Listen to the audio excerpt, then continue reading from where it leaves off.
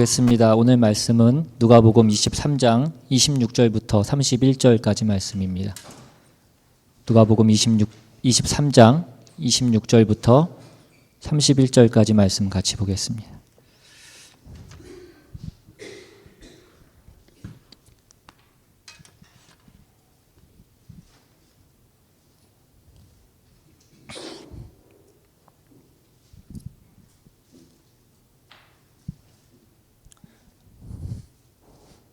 찾으셨으면 우리 한 절씩 교독해서 읽겠습니다. 제가 먼저 읽습니다.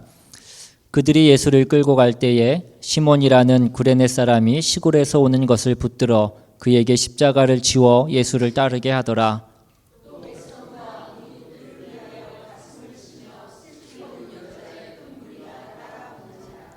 예수께서 돌이켜 그들을 향하여 이르시되 예루살렘의 딸들아 나를 위하여 울지 말고 너희와 너희 자녀를 위하여 울라.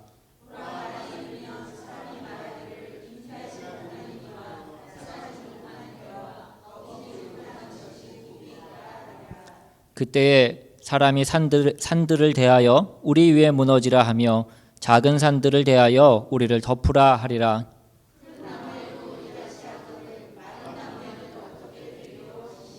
아멘. 기도하겠습니다. 하나님 아버지, 이 시간도 우리가 온전히 주님의 말씀을 듣기 위해서 겸손한 마음으로 이 시간 모였습니다. 주님, 이 시간 우리에게 필요한 그 말씀을 이 시간 선포하여 주시옵시고 그 말씀이 우리 안에 새겨지게 주님 도와주시옵시고 그 말씀이 우리의 삶의 지표가 되고 표대가 될 수 있도록 주님 인도하여 주시옵소서. 귀한 말씀 가운데 다시 한번 우리의 삶이 변화되고 다시 한번 결단하는 귀한 시간 될 수 있도록 주님 이 시간 역사하여 주시옵소서. 모든 말씀 우리 주 예수 그리스도의 이름으로 기도드리옵나이다. 아멘.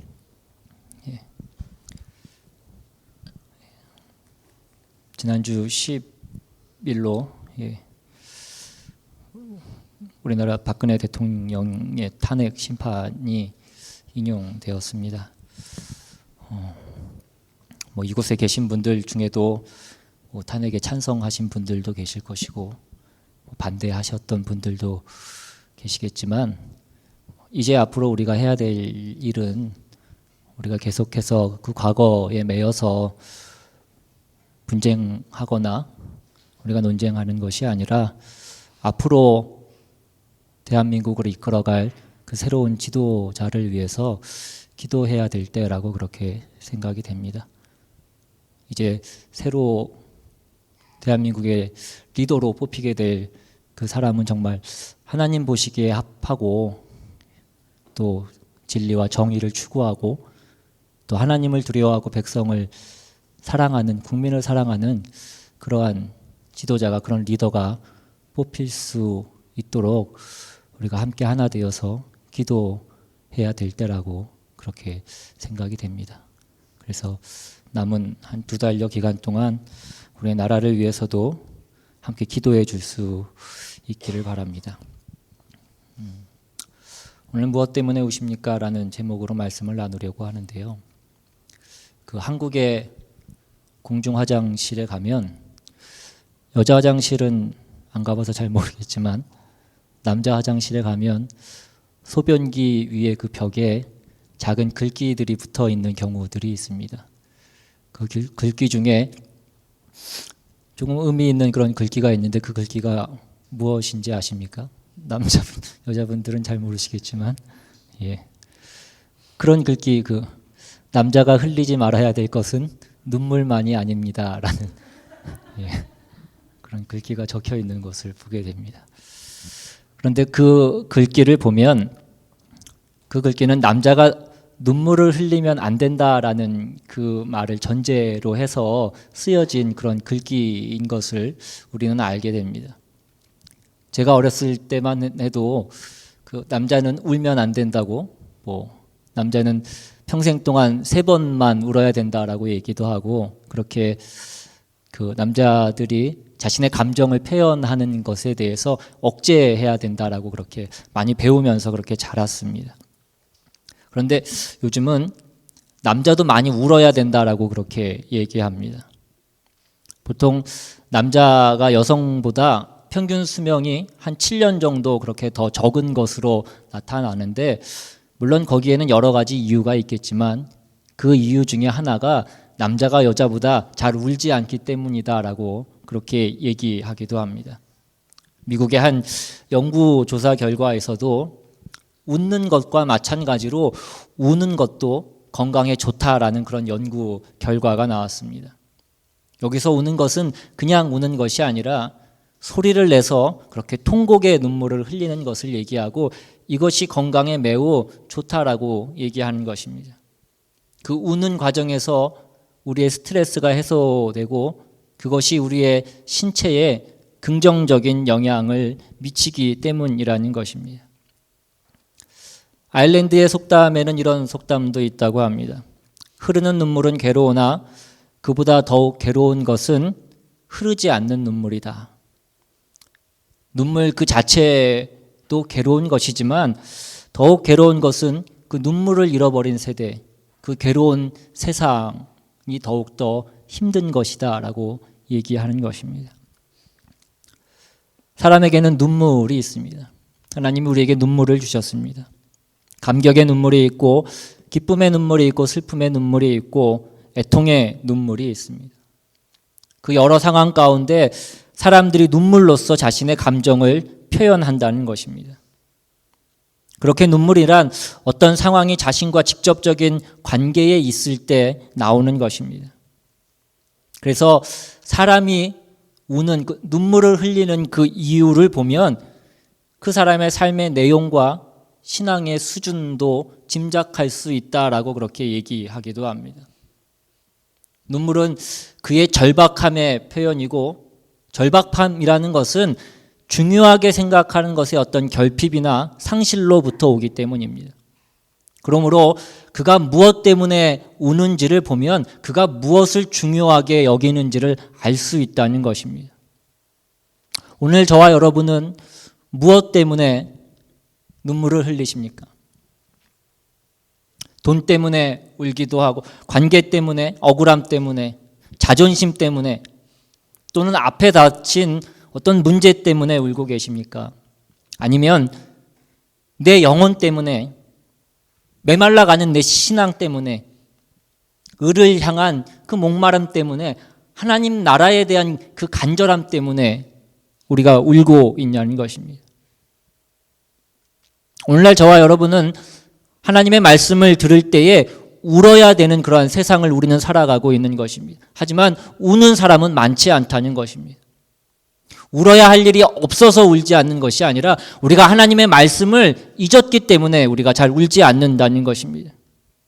우리에게 주어진 그 삶의 환경 속에서 우리의 삶의 자리를 지키기에 급급해서 성도의 삶이 아닌 세상의 삶 가운데 집중해서 무엇이 중요한지를 우리가 분별하지 못하기 때문이라는 것입니다.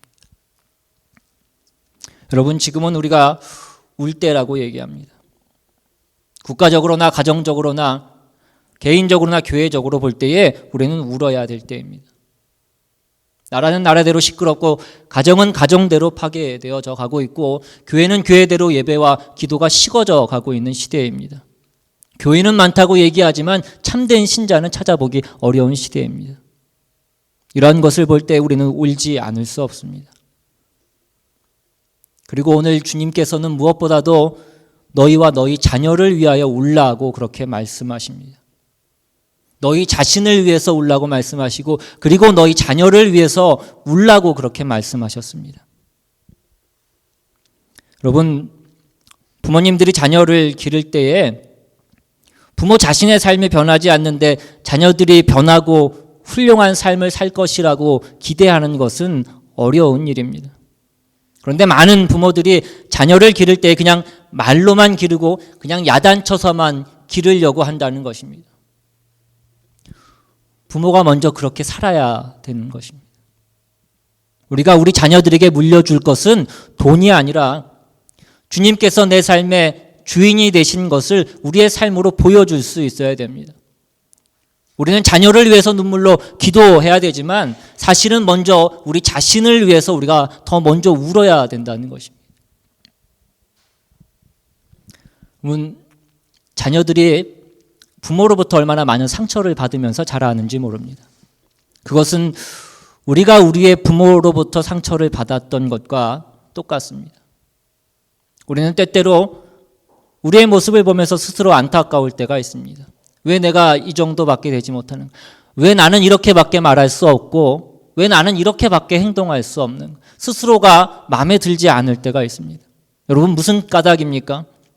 우리 속에 어려서부터 받은 그 상처가 있기 때문에, 그 쓴뿌리가 있기 때문에, 그것이 우리의 삶을 주관하고 있기 때문이라는 것입니다.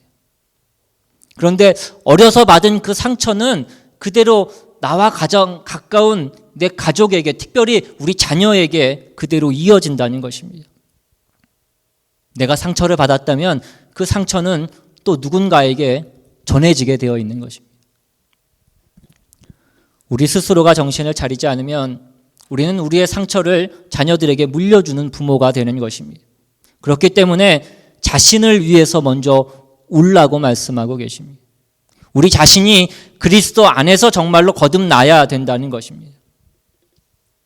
오늘 본문 26절에 보시면 그들이 예수를 끌고 갈 때에 시몬이라는 구레네 사람이 시골에서 오는 것을 붙들어 그에게 십자가를 지워 예수를 따르게 하더라. 당시에 십자가에 처형될 그 죄수는 자신이 못 박힐 그 십자가를 지고 그 처형될 장소까지 가야만 됐습니다. 그런데 주님께서는 이미 여기저기 끌려다니시면서 신문을 당하시고 채찍질을 당하시고 또 군인들에게 희롱을 당하셨기 때문에 완전히 체력이 바닥난 상태였습니다. 이런 상태에서 주님께서 그 십자가를 지고 가시다가 쓰러지고 또 가다가 쓰러지기를 반복합니다. 이런 식으로 가다가는 그 처형 장소인 골고다 언덕까지 갈 수 없었기 때문에 로마 군인들은 마침 그 십자가 행렬을 구경하고 있던 인파 중에 한 사람을 붙잡아다가 예수님의 십자가를 대신 지게 합니다. 그 사람이 누굽니까? 바로 구레네 사람 시몬이었습니다. 갑자기 일어난 일이었기 때문에 아마 이 구레네 사람 시몬은 어쩔 수 없이 마지못해서 그 예수님의 십자가를 지고 그 골고다 언덕까지 갔을 것입니다. 그러나 자이든 타이든 간에 그는 주님의 십자가를 지고 그 골고다 언덕까지 갔고 그는 주님의 고난에 동참한 사람이 되었던 것입니다. 오늘 본문은 그에게 십자가를 지워 예수를 따르게 하더라라고 그렇게 기록되어 있습니다. 그 예수님의 모든 제자들이, 그 12명의 제자들이 모두 예수님의 곁을 떠난 그 상황에서 십자가를 지고 예수를 따르는 그 시몬의 모습을 통하여서 오늘 주님의 참된 제자의 모습이 무엇인지를 성경은 우리에게 말씀해 주고 있는 것입니다. 오늘 저와 여러분은 어떠냐는 것입니다. 오늘 저와 여러분은 우리의 십자가를 지고 주님을 쫓아가고 있냐는 것입니다. 오늘 말씀을 통해서 우리는 우리의 모습을 한번 돌아볼 수 있기를 바랍니다. 27절에 또 백성과 및 그를 위하여 가슴을 치며 슬피 우는 여자의 큰 무리가 따라오는지라. 예수님께서 그 골고다 언덕으로 가고 계셨을 때 많은 사람들이 구경하며 그를 따라왔습니다. 그리고 그 중에는 가슴을 치면서 우는 사람들이 있었습니다. 특히 많은 여자들이 주님을 따라오면서 울었습니다. 예수님의 그 탈진한 몸과 머리부터 발끝까지 그 유혈이 낭자한 그 모습으로 골고다로 가시는 그 처참한 모습을 보고 많은 여인들이, 많은 사람들이 통곡을 했습니다. 사람들은 예수님에게 아무런 죄가 없다는 것을 알고 있었고 그가 가난하고 병든 자들에게 많은 자비를 베풀어 주셨던 분임을 그들은 잘 알고 있었습니다. 그래서 예수님께서 큰 고통을 당하시면서 그 골고다로 향하여 걸어가시는 것을 보면서 그리고 이제 곧 그 십자가의 처형을 당할 것을 생각하면서 그들은 그 주님을 향하여서 안타까운 마음을 가지고 연민과 동정으로 그렇게 통곡하고 눈물을 흘리고 있었던 것입니다. 그런데 그때 예수님께서 그들을 돌이켜 보시면서 뭐라고 말씀하십니까? 28절에 예수께서 돌이켜 그들을 향하여 이르시되 예루살렘의 딸들아 나를 위하여 울지 말고 너희와 너희 자녀를 위하여 울라.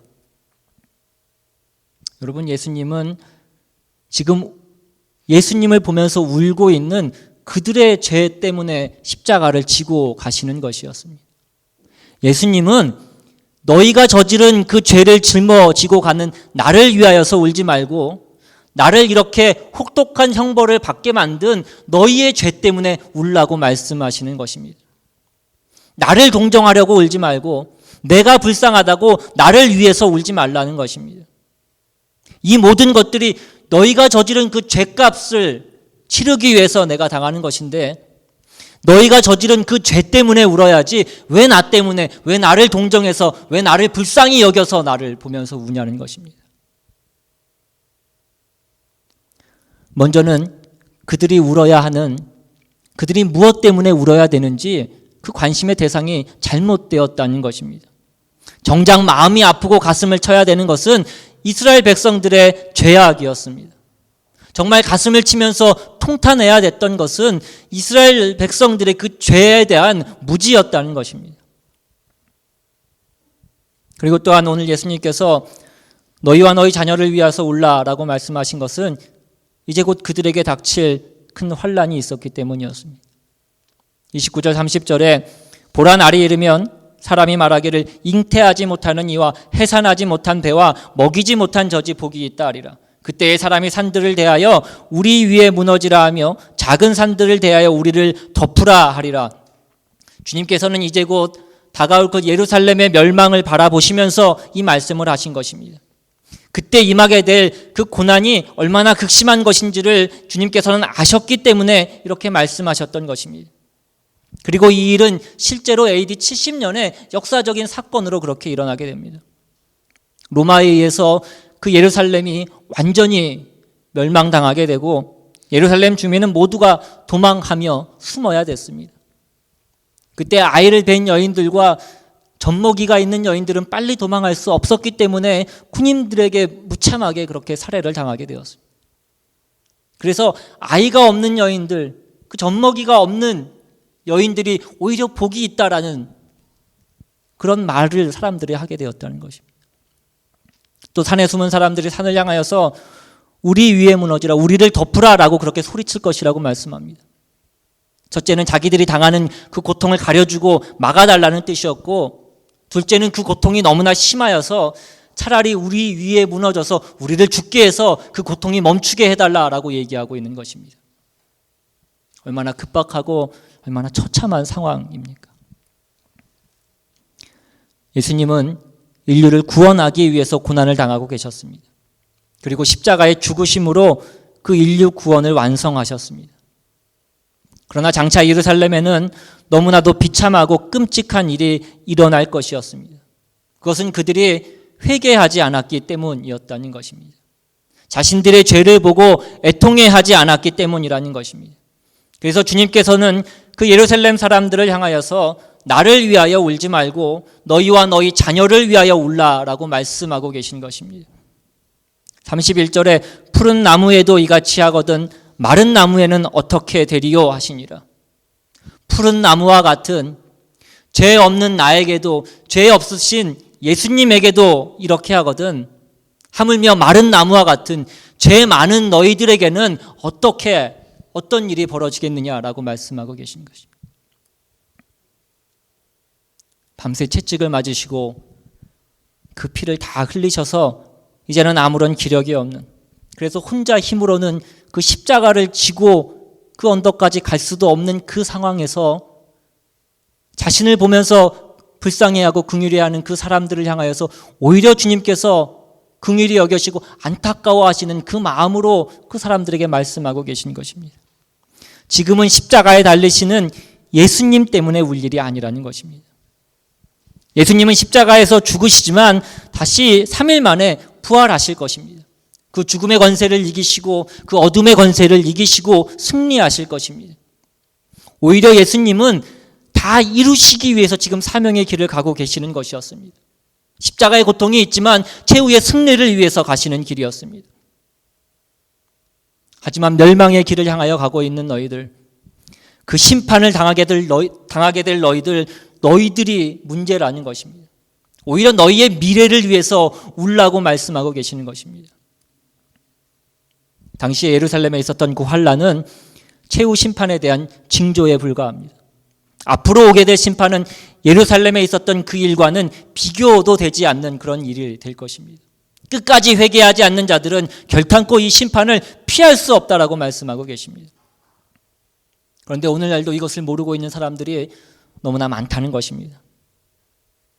많은 사람들이 현재를 위하여서 울지만 미래를 위하여서는 잘 울지 않습니다. 무엇을 먹을까, 무엇을 마실까, 무엇을 입을까, 그것을 위해서는 울지만 하나님의 나라와 하나님의 의를 위해서 우는 사람은 많지 않다는 것입니다. 내 자신의 억울함 때문에는 울지만 내 죄 때문에 우는 사람은 많지 않다는 것입니다. 오늘 저와 여러분은 무엇 때문에 울고 있냐는 것입니다. 무엇을 위해서 우리가 울고 있냐는 것입니다. 정말 불쌍한 영혼들, 죽음의 길을 향하여서, 그 멸망의 길을 향하여서 가고 있는데도 모르고 있는 그 무지한 영혼들, 자신들에게 닥칠 그 심판이 있는 것을 모르는 그 둔감한 영혼들, 그들을 위해서 우리가 울어야 된다는 것입니다. 자신의 생각에 갇혀서, 자신의 이론과 자신의 지식과 자신의 경험에 갇혀서, 자신이 어두움에 갇혀 있는지도 모르고, 자신이 소경인지도 모르고, 자신이 똑똑한 줄 알고, 자신이 잘난 줄 알고, 자신이 상식적이고 합리적이고 이성적인 줄로 알고 있는 그 불쌍한 영혼들을 위해서 우리가 울 수 있어야 된다는 것입니다. 그리고 무엇보다도 울지 않는 내 자신을 위해서 우리는 울 수 있어야 됩니다. 어느덧 울음이 없어져 버린 내 자신을 위해서, 메말라 버린 내 자신, 돌과 같이 굳어진 내 자신을 위해서, 애통함이 사라져버린 내 자신을 위해서 우리가 울어야 된다는 것입니다. 그 불쌍한 영혼들, 그 안타까운 영혼들, 그 죽어가는 영혼들을 보면서도 내가 아무런 것도 느끼지 못하는 그 말라버린 풀같이 되어버리는 내 자신, 내 영혼을 위해서 우리가 울 수 있어야 된다는 것입니다. 예수님 산상수훈에서 뭐라고 말씀하십니까? 애통하는 자는 복이 있나니 저희가 위로를 받을 것이며. 왜 애통하는 것이 복입니까? 사람들은 애통하는 것을 원하지 않습니다. 애통하는 것을 복이라고 생각하지 않습니다. 사람들은 애통하지 않는 것이 복이라고 생각하면서 살아갑니다. 여러분, 물론 애통하는 모든 것이 복이라고 할 수 없습니다. 그러나 주님이 애통하는 자에게 복이 있다고 말씀하신 것은, 주님이 오늘 자기를 위하여 온 사람들에게 요구하고 있는 것은 너희들의 그 영혼의 상태를 보라는 것입니다. 정말 너희들 안에 생명이 있는지 너희 영혼의 상태를 보라는 것입니다. 그리고 애통해야 된다는 것입니다. 다른 무엇이 아니라 돈이 없어서, 내 집이 없어서, 지식이 없어서, 권력이 없어서 다른 무엇 때문에 우리가 우는 것이 아니라 너희 자신의 그 영혼의 상태를 보고 우리가 애통해야 된다는 것입니다. 그것이 주님의 마음입니다. 여러분, 애통하는 자가 복이 있습니다. 여러분의 상황 가운데 여러분의 한계를 볼 수 있는 자가 복이 있다는 것입니다. 자기의 상황을 보고 무너질 수 있는 사람이 복이 있습니다. 우리가 잘 아는 것처럼 베드로는 주님을 사랑하는 사람이었습니다. 베드로는 주님을 미워했던 사람이 아닙니다. 예수님께서 제자들에게 너희들이 나를 다 버리고 떠날 것이다 라고 그렇게 말씀하셨을 때 베드로는 너무나 화가 나서, 베드로는 분개했습니다. 주님, 어떻게 그렇게 말씀하실 수가 있습니까? 모든 사람이 다 주님을 버려도 나는 주님을 버리지 않겠습니다. 주님께서 네가 나를 3번이나 부인할 것이다 라고 말씀하셨을 때에는 내가 죽을지언정 내가 주님을 부인하지 않을 것이다 라고 그렇게 말씀했습니다. 그렇던 베드로가 왜 통곡했습니까? 자기가 진짜 주님을 사랑한다라고 생각했는데 잘 안 되더라는 것입니다. 여러분, 우리가 이 한계를 보지 못하면 그 안에 신앙의 간절함이라는 것은 있을 수 없는 것입니다. 내가 내 자신의 삶을 통제할 수 없다는 그 사실 앞에 우리가 무너져야 된다. 그리고 철저하게 애곡하고 애통해야 된다는 것입니다. 주님은 왜 우리가 애통하기를 원하십니까? 하나님, 왜 우리가 우리의 한계 상황과 우리의 문제의 끝에서 우리가 무너지기를 원하십니까? 그것이 우리에게 부어주시는 주님의 진정한 그 위로의 통로가 되기 때문이라는 것입니다. 여러분, 내가 여전히 나는 괜찮다고 얘기하고 나는 여전히 내가 힘이 있다, 나는 여전히 버틸만하다, 그렇게 얘기한다면 하나님이 어찌 우리의 삶 가운데 구원자가 되실 수 있겠습니까? 내가 내 삶에 여전히 가능성이 있다라고 얘기하고 생각하고 있을 때에 하나님이 어떻게 우리의 삶의 구원자가 되실 수 있겠냐는 것입니다. 내 삶이 이제는 무너졌구나. 내가 이제는 아무것도 할 수 없구나. 내가 어찌 해야 되는가? 나는 내 육신의 질병보다, 내 자식의 문제보다, 그 어떤 문제보다 내 자신의 문제가 더욱더 심각하구나. 내가 어찌 해야 될까?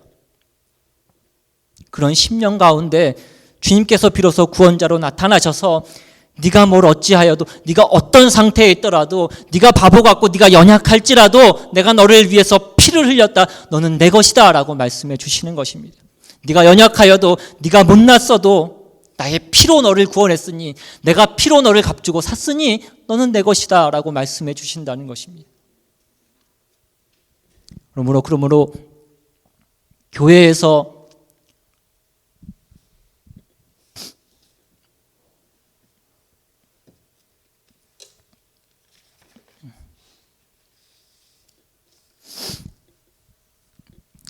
자신의 한계 앞에서 애곡하는 자가 그 한계 너머에 계신 분의 위로를 받을 수 있는 것입니다. 그제서야 우리는 진정한 신앙이 시작되는 것이라는 것입니다. 주님 앞에 수많은 사람들이 나왔지만 이 사람들의 진정한 문제가 무엇이었냐면 자신의 한계 앞에서 애통하지 못했다는 것입니다. 자신의 모습을 보고 애통하지 않은 것, 그것이 진정한 문제라고 주님이 말씀하고 계시는 것입니다. 여러분, 우리는 내 모습을 보고 내 자아를 깨닫고 우리가 애통할 수 있기를 바랍니다. 여러분, 다윗의 생애를 보시면 그의 생애 가운데 두드러진 두 가지의 사건이 있습니다. 하나는 그가 골리앗을 때려잡은 사건이었고, 또 다른 하나는 그가 우리아의 아내였던 밧세바를 범했던 사건입니다.